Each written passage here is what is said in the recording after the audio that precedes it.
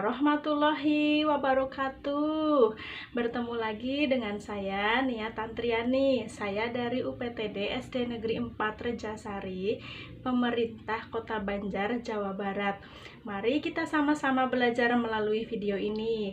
Jangan lupa like, komen, dan subscribe ya. Anak-anak, bagaimana kabar kalian hari ini? Semoga semua dalam keadaan baik, sehat, dan selalu dalam lindungan Allah Subhanahu wa Ta'ala. Pada kali ini kita akan belajar materi kelas 3 tema 2 subtema 2 pembelajaran 6 tentang manfaat hewan bagi kehidupan manusia.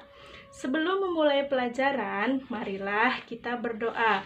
Berdoa menurut agama dan kepercayaan masing-masing. Berdoa, mulai. Selesai.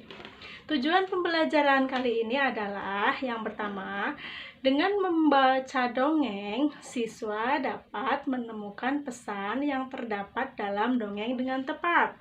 Yang kedua, dengan mengamati teks dongeng, siswa dapat menyebutkan arti penting bersikap baik kepada sesama, wujud pengamalan sila Pancasila. Yang ketiga, dengan menggunakan review, siswa dapat menemukan sifat pertukaran pada perkalian yang tepat. Pada pertemuan sebelumnya, kita telah belajar mengenai teks cerita. Nah, kali ini kita akan belajar atau menyimak sebuah dongeng ya. Anak-anak, hari ini Bu Guru akan memutarkan video yang berisi dongeng dengan judul Kuda dan Keledai yang Syarat dengan Beban, pengarang Aesop. Mari kita lihat dongeng tersebut ya.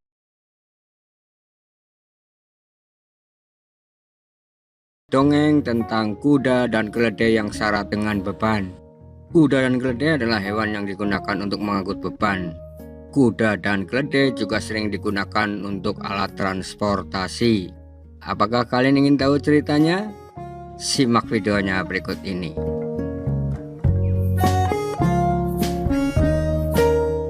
Pernah ada seorang pria yang memelihara seekor kuda dan seekor keledai.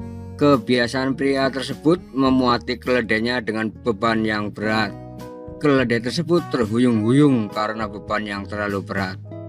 Sementara kuda berjalan dengan beban yang ringan. Pada suatu hari mereka melakukan perjalanan. Keledai berkata kepada kuda, "Maukah kamu mengangkut sebagian dari beban saya? Saya merasa sangat tidak enak badan. Jika kamu mau membawa sebagian bebanku, mungkin saya akan cepat sembuh. Beban yang terlalu berat ini bisa membunuhku." Kuda hanya menendang-nendangkan kakinya. Ia berkata kepada keledai agar tidak usah mengeluh.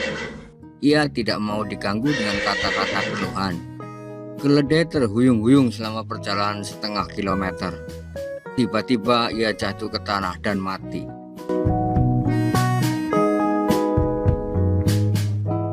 Si pemilik datang dan hanya berpasrah dengan apa yang telah terjadi. Ia melepaskan beban dari keledai yang telah mati. Semua beban ditempatkan di atas punggung kuda. "Aduh," geluh kuda saat merasakan beban berat. Beban bertambah dengan berat tubuh keledai yang telah mati. "Sekarang saya mendapatkan ganjaran karena sifat saya yang jelek. Saya menolak menanggung beban keledai. Sekarang saya harus membawa seluruh beban, ditambah dengan berat beban tubuh teman saya yang malang ini."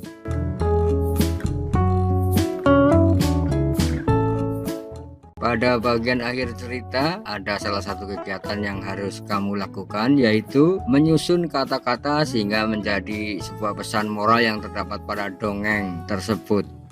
Ternyata setelah disusun, kata-kata tersebut menjadi sebuah pesan, yaitu bantulah orang yang membutuhkan bantuan, maka kamu juga akan terbantu. Pada cerita kuda dan keledai yang syarat dengan beban, ada beberapa unsur dongeng yang terdapat pada cerita tersebut. Unsur yang pertama adalah tema. Tema cerita kuda dan keledai yang syarat dengan beban adalah tolong menolong. Yang kedua, amanat cerita pada cerita tersebut adalah bantulah orang yang membutuhkan bantuan, maka kamu juga akan terbantu. Tokoh yang terdapat dalam cerita kuda dan keledai yang syarat dengan beban adalah pemilik kuda, keledai, dan kuda. Perwatakan, pemilik kuda memiliki watak suka memuati keledainya dengan beban yang berat dan mudah pasrah. Kuda memiliki watak tidak mau menolong dan suka mengeluh. Keledai memiliki watak tidak mudah mengeluh dan pasrah. Latar tempat pada cerita adalah dalam sebuah perjalanan. Dan berikut ini adalah cerita bergambar pada dongeng kuda dan keledai yang syarat dengan beban.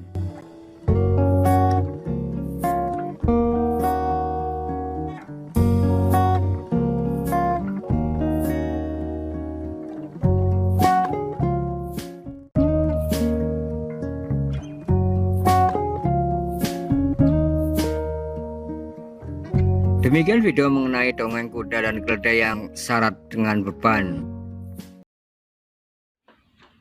Bagaimana anak-anak? Seru dongengnya?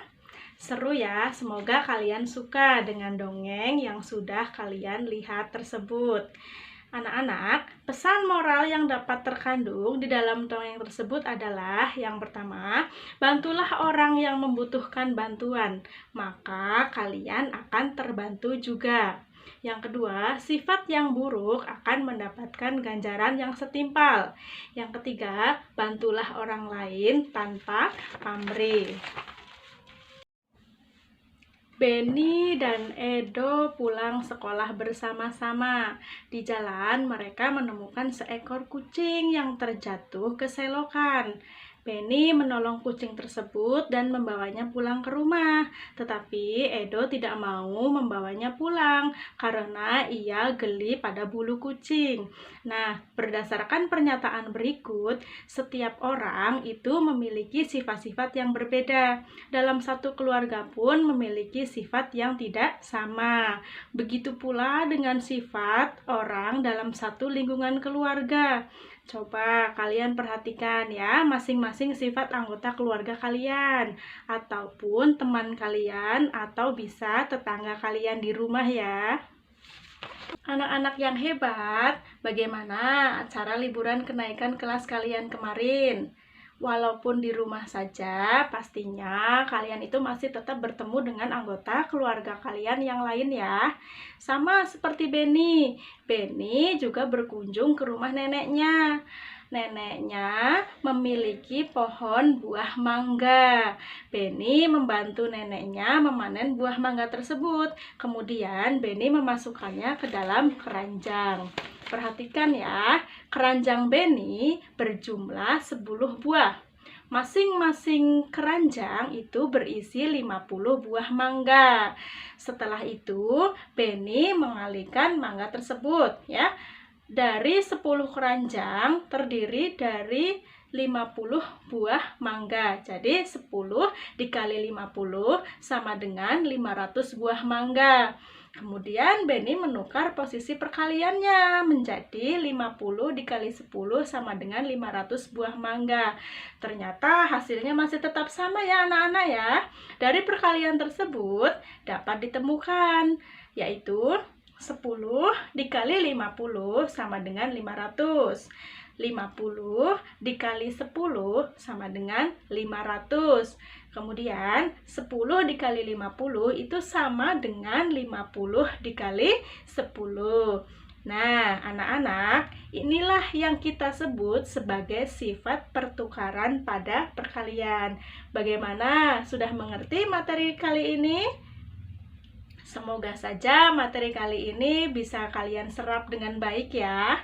Demikian anak-anak, itu tadi materi pada pembelajaran kali ini. Semoga bermanfaat ya. Terima kasih sudah menyimak video ini. Tetap semangat belajar dan patuhi protokol kesehatan. Untuk mengakhiri kegiatan hari ini, marilah kita tutup pelajaran ini dengan berdoa bersama-sama. Berdoa menurut agama dan kepercayaan masing-masing. Berdoa mulai. Berdoa selesai. Terima kasih sudah menonton video. Wassalamualaikum warahmatullahi wabarakatuh. Sampai ketemu di video selanjutnya ya anak-anak. Tetap semangat.